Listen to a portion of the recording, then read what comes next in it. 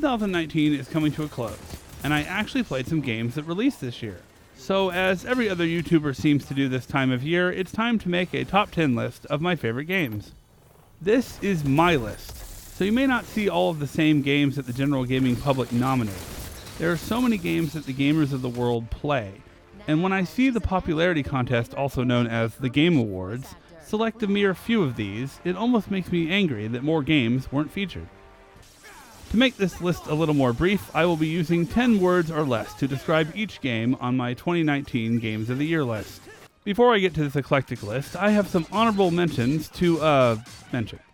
I'm lost, I don't know where I am. Gears of War, but now with more recoil and microtransactions. The only survivor of the looter-shooter franchise wars. Cutscene, cutscene, cutscene, cutscene, waifu! And now for my top 10 games of 2019. Family drama, but now with combos. You can buy this game anywhere except Disneyland.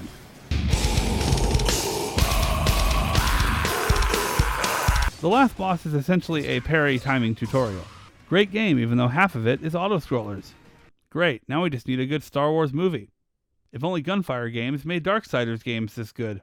And the reason is because I'm the president of the great United States of America! And you thought you were a Street Fighter fan. And the number one game of 2019, Bloodstained, Ritual of the Night. By the way, Konami, homage is spelled with an H.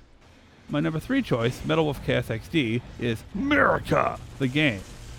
It's cringy and amazing. With so many WTF moments and legendary quotes, it's the only game that makes cutscenes great again. Oh yeah, it also has some of the most fun mech combat I've ever experienced. Even though this is a remaster of a game that came out in 2007, this is the first time that the game has been made accessible to the whole world and fully translated. I'm cheating a bit and including it on this list.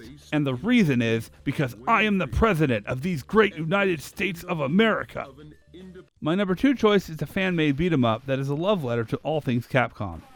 I played a previous game build earlier this year, but the Ultimate version, which came out in December, was so much fun that I moved it up to number 2. The soundtrack is remixed tracks from your favorite Capcom games. The roster of characters is huge. This game is free to download, and there is so much replay value if you like beat-em-ups. Just the fact that you can beat up Street Thugs with the entire Street Fighter roster makes it a winner in my book. So my favorite game this year is Bloodstained. This is a 2.5D Castlevania sandbox, and it is glorious.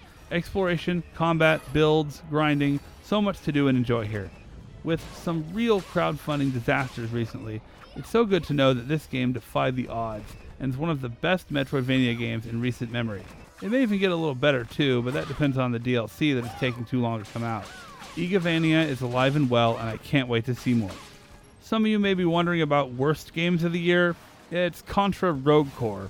That's really it. The only games I label as bad are games that I hate, and I hate Contra Rogue Core. This is Dan T from Twisted Banana Productions, signing off to go fight Street Thugs as a woman riding a pink ostrich.